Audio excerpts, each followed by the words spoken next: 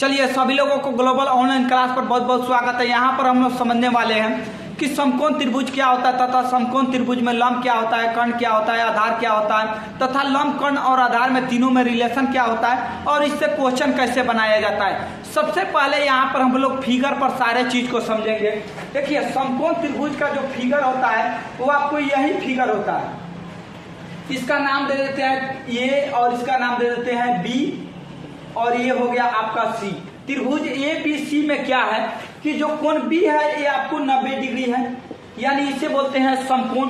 तो कोण बी के जो सामने वाला भुजा कौन है? कोण बी का जो सामने वाला भुजा है आपका एसी भुजा है, ये आपको कर्ण कहलाता है। ये आपका बीसी भुजा है, ये आपका आधार कहलाता है। ये आपको ए बी भुजा है, ये आपका लंब कहलाता है। यानी ये इसी जो भुजा है इसे कहते हैं कर्ण और इसको एच से हम लोग डिनोट करते हैं। ये आपको बोलते हैं बीसी को हम लोग बोलते हैं आधार और आधार को बी से डिनोट करते हैं और ए बी को बोलते हैं लंब और इसे पी से डिनोट करते हैं। चलिए लंब को पी से डिनोट करते हैं, कर्ण को एच से डिनोट करते हैं और आधार को बी से डिनोट करते हैं।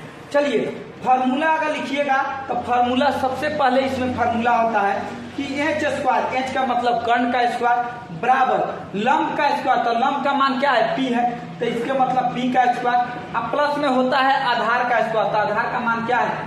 बी, तो ये हो गया आपको बी का स्क्वायर। ये हो गया आपका मेन फार्मूला और इसी से निकलता है दो और फार्मूला।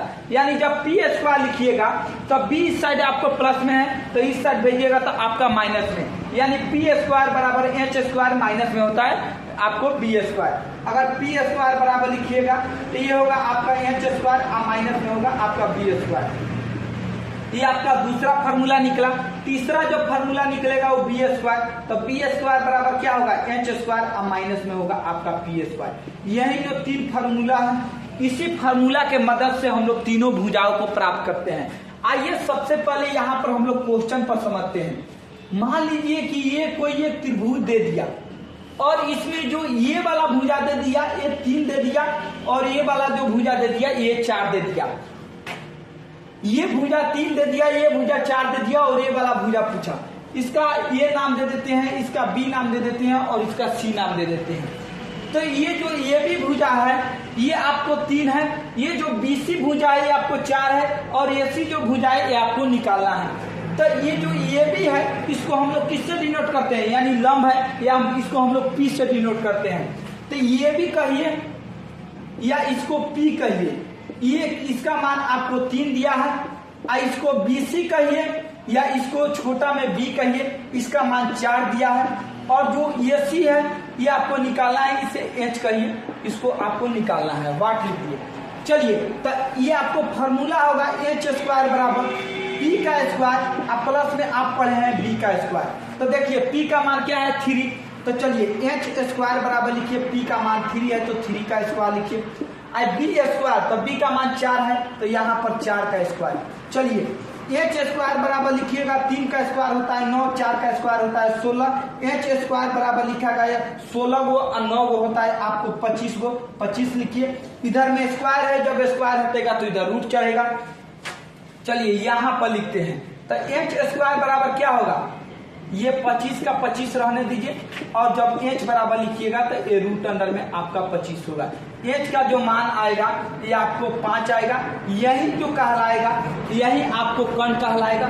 तो देखिए यहाँ पर जो ये 3 है ये आपको लंब का काम कर रहा है, ये जो 4 है ये आधार का काम कर रहा है और जो 5 है ये आपको कर्ण का काम कर रहा है। तो यानी ये लंब कर रहा है, ये आधार कर रहा है और इसका जो मान निकला ये आपको 5 निकला जो कर्ण का काम कर रहा है। तो तीनों भुजाओं में सबसे बड़ा भुजा कौन है? ये आपका कर्ण है। यानी जो कर्ण भुजा होता है समकोण त्रिभुज में वो सबसे बड़ी भुजा दिया था। चलिए अभी हम लोग सॉल्व किए कि लंब का मान दिया था, आधार का मान दिया था, तो वहां से हम लोग कर्ण का मान निकाले।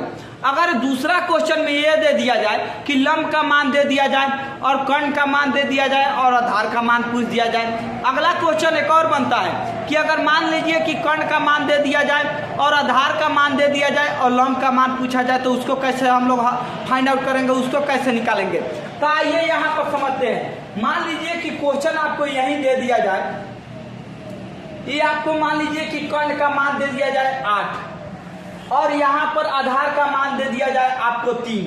यानी जो एच का वैल्यू है वो दे दिया है, ये जो 3 है ये आपको बी का मान है जो दे दिया है, और जो पी का मान है वो आपको नहीं दिया है। चलिए इसका नाम भी रख लीजिए ABC, और ये होता है आपको 90 डिग्री। चलिए यहाँ पर एच का मान कितना दिया है 8, अब बी का मान कितना दिया है 3, तो आप निकालना क्या है आपको पी का मान, ये आपका पी का काम करता है तो पी के मान को निकालना है। चलिए इसका पी वाला फार्मूला क्या होता है, दूसरा वाला पी स्क्वायर बराबर क्या होता है एच का स्क्वायर, अब माइनस में क्या होता है आपको बी का स्क्वायर। चलिए पी स्क्वायर बराबर लिखिएगा, एच का मान कितना है 8, तो 8 का स्क्वायर, अब बी का मान कितना है 3, तो आइए 3 का स्क्वायर लिखते हैं। चलिए पी स्क्वायर बराबर लिखिएगा, 8 का स्क्वायर होता है 64 और 3 का स्क्वायर होता है 9। चलिए पी स्क्वायर बराबर लिखिएगा, तो 64 में से 9 को घटाइए, तो जब 64 में से 9 को घटाइएगा तो आपका मिलेगा 55। चलिए P बराबर लिखिएगा तो ये आपके क्या मिलेगा रूट अंडर में 55, यानी स्क्वायर हटता है तो आपको रूट चढ़ता है, तो जो P का जो वैल्यू आएगा वो आपको रूट अंडर 55 आएगा। अगर यही क्वेश्चन यहाँ पर दे दिया जाए कि मान लीजिए यहाँ पर लंब दे दिया जाए और आधार पूछ लिया जाए, चलिए ये मान लीजिए लंब को दे देते हैं 7 और यहाँ कण को दे देते हैं 9 और इसका नाम A B और ये C और यहाँ पर दे देते हैं समकोण, यानी आधार को यहाँ पर पूछ रहा है तो यहाँ P का मान कितना है 7 और यहाँ H का मान कितना है 9 और B का मान आपको निकालना है। तो बी स्क्वायर वाला फॉर्मूला लगाइए, ये वाला तीसरा नंबर, तो बी स्क्वायर बराबर क्या होता है एच का स्क्वायर माइनस में होता है पी का स्क्वायर। चलिए बी स्क्वायर बराबर लिखा जाएगा, एच का मान है 9 तो लिखिए 9 का स्क्वायर और पी का वैल्यू है 7 तो यहाँ पर लिखिए 7 का स्क्वायर। चलिए बी स्क्वायर बराबर लिखिएगा, 9 का स्क्वायर होता है 81 और 7 का स्क्वायर होता है आपको 49। बी स्क्वायर बराबर लिखा जाएगा 81 में से 49 को घटाइए। चलिए यहाँ पर एक दहाई जाएगा आपका 11, 11 में से 9 घटेगा आपको बचेगा 2, यहाँ पर बचा 7, 7 में से 4 घटा आपको बचेगा 3। चलिए अगर b बराबर लिख के स्क्वायर हटता है तो इधर में रूट चढ़ता है तो क्या होगा आपका रूट अंडर में 32, यही जो होगा आपका b का मान कहलाएगा। यदि आपको p दिया रहे, अब b दिया रहे तो आप ये वाला